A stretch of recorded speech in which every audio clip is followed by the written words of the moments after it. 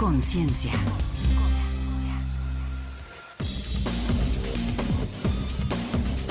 Pues continuamos aquí con el doctor Eusebio Rubio, quien viene de la Asociación Mexicana para la Salud Sexual, y estamos hablando concretamente el día de hoy, internacional, de la homofobia y la transfobia. Transfobia hablaría de transgénero, ¿verdad? De todo este grupo de condiciones o de circunstancias humanas que ahora las enmarcamos dentro del fenómeno trans, para no hacernos muchas bolas, porque hay una enorme variedad y una no muy conveniente costumbre de andar clasificando a las personas. Es decir, toda esta dimensión en donde la identidad de la persona tiene alguna diferencia con la forma del cuerpo, llamémosle así, ¿no? Es decir, donde hay, digamos, el extremo, para no estar confundiendo, es el extremo de la transexualidad, el extremo donde la persona se vive con otra identidad, de otro cuerpo, digamos. Quisiera tener todas las características de esa otra identidad.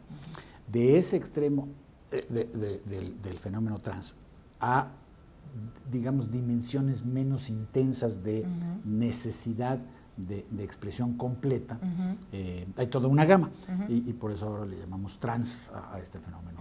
Transexualidad, transgénero, transvestismo, algunas formas de transvestismo también entran en esta categoría. Bueno, en la primera parte de la entrevista decíamos que entonces no hay tal cosa como que te vuelvas, ¿no? Digamos, sí, traes exactamente, y eso es digamos que el conocimiento sobre la orientación sexual es bastante más abundante, ha habido más estudios. Pero también tenemos algunas noticias respecto a la gama transexual, ¿no? Al fenómeno transexual o a la condición transexual, o como le querramos decir. Vale la pena decir que la transexualidad todavía está clasificada como una cuestión problemática, pero hay una discusión muy importante, y gran parte de estas celebraciones van en el sentido de generar conciencia de que, a ver, si alguien tiene, como sucede, ¿no? En la persona transgénero, en la persona transexual, ocurre que el cerebro funciona realmente con la otra identidad, ¿no? Ahora que podemos tener imágenes cerebrales de las áreas del cerebro que se activan, patrones de activación cerebral, por ejemplo, con las respuestas sexuales, por ejemplo, del cerebro. Ocurre que son distintas en los hombres y en las mujeres, pero en las personas transexuales hay una similitud a aquella cosa que la identidad le dice. Es decir, aparentemente lo que la ciencia nos está mostrando es que efectivamente esta situación de la identidad, del quién soy yo, no quién me gusta, quién soy yo, también está determinada en gran medida por cómo se desarrolla el cerebro, ¿no? Cómo se desarrolla la persona. Y bueno, lo que antes creíamos de que la identidad, por ejemplo, esto es una de las ideas que nos han cambiado en los últimos 30 años. Antes pensamos que la identidad era un poco como producto de copiado, ¿no? Lo tomábamos de lo que nos decía papá y mamá y la sociedad. No hay tal. Quiero decir, hay bastante evidencia de que el proceso de formación, sí, por supuesto que se termina de maquillar, digamos, con la información social, con la interacción social, pero en gran medida es un resultado de una resonancia de la vivencia, ¿no? Y la persona transgénero, la persona transexual, vive el mundo de una manera mucho más parecida a las personas que tienen una identidad como la que ella o él estaría reconociendo o deseando conformar, ¿no? Mire, si usted lo explica como médico de esa manera tan clara, ¿no? ¿Por qué de repente no podemos ser tan claros en entenderlo? Es increíble la cantidad de fantasmas con las que uno vive. Porque hay mucha desinformación y mucho temor, ¿no? Es lo que le iba a decir. Sí, mucho ¿Por qué miedo. les da tanto miedo? Yo digo, si tú tienes tu identidad sexual determinada. El miedo se genera. ¿Cuál es el problema? El miedo a lo desconocido genera todo tipo de actos irracionales, ¿no? Entonces, y además algunas cosas son un poquito más complejas, ¿no? Por ejemplo, ¿no? Hay una de las cosas psicológicas de hace muchos años que explican la intensidad de la homofobia. Dicen por ahí, es que esos son en realidad homosexuales. Y por eso, bueno, pues algunos sí, no todos, ¿eh? No todas las personas que tienen esta intolerancia. O más machos, o cómo le decimos. No, pero algunos tienen miedo de descubrir su propio potencial. Algunos. Pero ojalá mejor no me acerco, no vaya a ser que sí me guste, ¿verdad? Exactamente. Pero yo diría que esos son los menos. Sí, ¿verdad? No, yo diría que el problema más grande es la multitud de ideas irracionales que parecen verdad, ¿no? Y la otra cosa que pesa muchísimo... Lo colectivo, ¿no? Sí, para allá voy. Es cómo la cultura valida la homofobia. Mira, déjame confesarte que no salía yo de la admiración, porque cuando me tocó ver los programas de Chespirito, pues yo estaba muy chiquito y pues, ¡ay, qué divertidos! Y luego, pues ahora están pasando, ¿no? Y están como reviviéndose y además, pues el señor está medio enfermo y está así como que muy, bueno, es admirable su capacidad humorística, pero completamente homófoba. Es cuestión de ver los programas del Chavo del Ocho, los programas de los personajes del Chapulín Colorado y de casi estilo por viaje, ¿no? Ah, qué interesante No, eso. yo confieso que no me había dado cuenta, me di interesante. cuenta hace poquito, viendo una de esas repeticiones, pensando, qué barbaridad, qué trascendencia de este cómico mexicano, claro, que lo admiran en toda Latinoamérica. De repente empiezo a percatarme que el chiste homofóbico forma parte de la estructura del programa. Y eso yo creo que es un buen ejemplo. Lo que pasa es que lo tenemos metido en la cultura. Bueno, hasta el día de hoy tú vas a ver algo de comedia y lo más fácil, la manera más fácil es burlarte del homosexual, ¿no? Así es.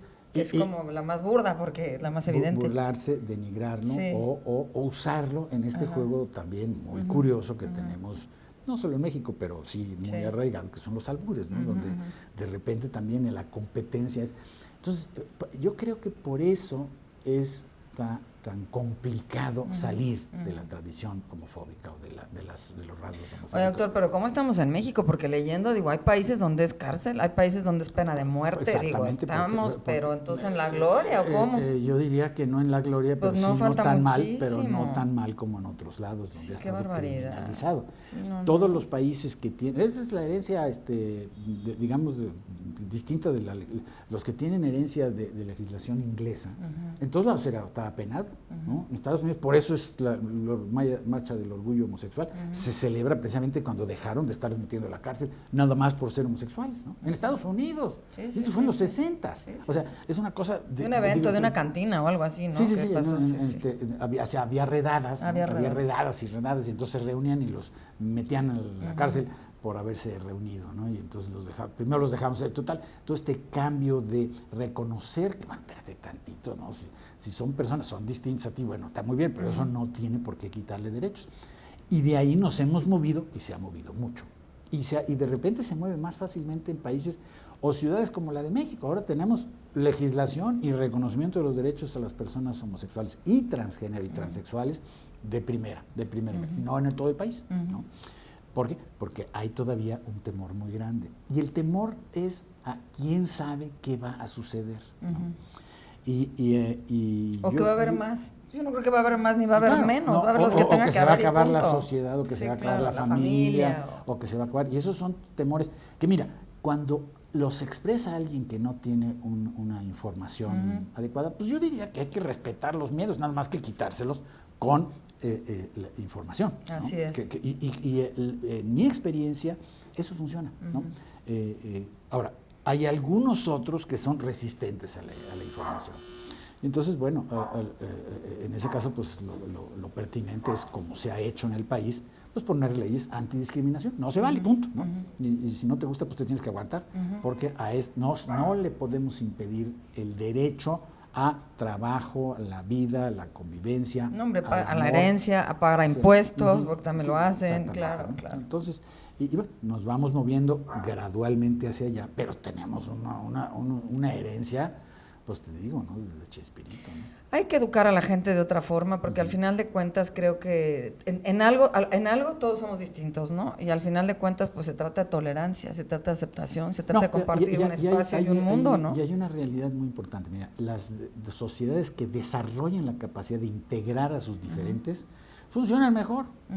Y no nomás funcionan mejor, se desarrollan más por razones económicas bastante claras, ¿no? Es decir, esta flexibilidad pues también cuentan, social. No, No. Y trabajan, y además, todo, y suman. Y esto en general, no nada más con cuestiones de sexualidad o la orientación sexual.